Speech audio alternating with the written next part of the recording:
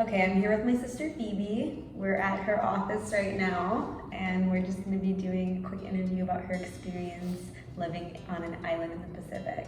So Phoebe, what island did you live on? Can you tell us a little bit about the island and what you were doing there?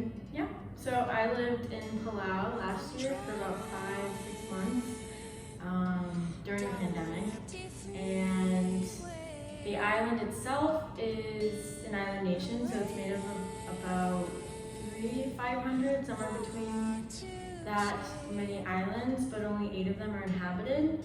So the population is very small, it's about 18,000.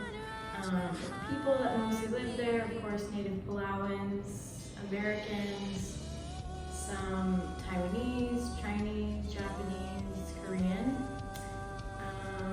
The island speaks Palauan and English, so most people that you encounter will speak some level of English. I lived in Galore, and I actually lived on a bay. So most of what I did during my time there was, besides research for my internship, I did a lot of kayaking, a lot of scuba diving, snorkeling, exploring. There's waterfalls. It's a tropical island, so the climate is pretty much always the same. It's very rainy, it's very humid and hot, but it gets a lot of sun as well. Where did you go after you were in Palau? Well, during my stay in Palau, my aunt, my uncle, and I left the island to go to Sri Lanka. So we flew, it was this whole long trip to get to Sri Lanka, of course, because you had to take at least 3 connecting flights, I believe. So we flew to Sri Lanka in March of 2020, and we were there for about 3 weeks, and we had to fly back because of the pandemic. What was Palau like during the pandemic once you got back?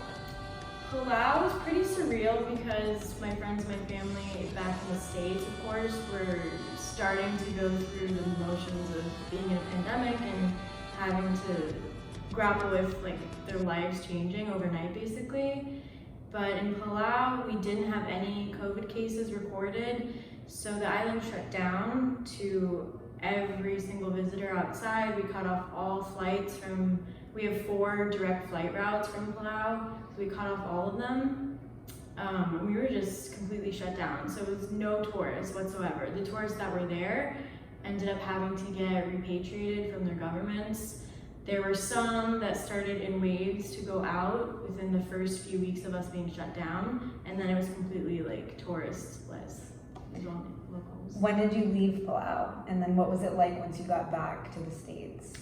I left the 2nd week of June, and being back in the States, it was definitely really different. It was weird. I felt a lot of culture shock at first, which of course I didn't expect, being an American, having lived here my whole life. But coming back was weird and a little overwhelming because of the pandemic, of course, and how it affected travel. I was grateful to be back, to see my family, and to be able to take the time to rest and everything. But the States were completely different from my experience with the pandemic versus how it was in Palau. How so? The fact that in Palau we virtually, besides hearing about it, it didn't affect us as much. Of course, having no tourists affects the economy, and the US had to start giving aid, as well as several other countries that are allied with Palau, because of the fact that we took such a big hit in the beginning. And it's their economy has had to adapt to not having tourists for such a long period of time, because they are one of the more, not rich, but they are developed for an island nation in the Pacific, and they have one of the higher GDPs in the region from tourism mostly. So that, of course, was pretty significant for them to not be able to have any for such a long amount of time. And then how did your experience there prepare you for adult life here? Because when you went, you were still in high school and you turned 18 there.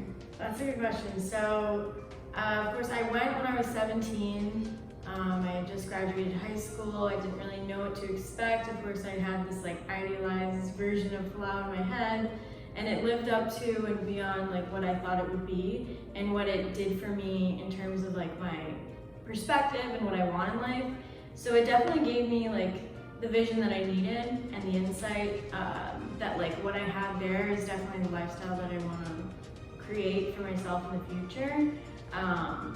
The values, the island values are very different from how they are here in the mainland, and the change of pace was really nice. I know everyone always talks about that when it comes to islands, but it was so peaceful. There were so many beautiful moments. It's really different being so immersed in nature and like only having the islands and the sea surrounding you and not having access necessarily to a lot of different things or places. So, you know, you come to appreciate what you have, the time that you have. And here it's very different. I could go down the street and get whatever I need basically at my fingertips. I could order it to my house. In Palau, you don't have the luxury of that. So, you know, you don't take granted for what you have, but you don't take what you have for granted. Oh, Yeah. that was good. So cute. Thank you, Phoebe. You're welcome.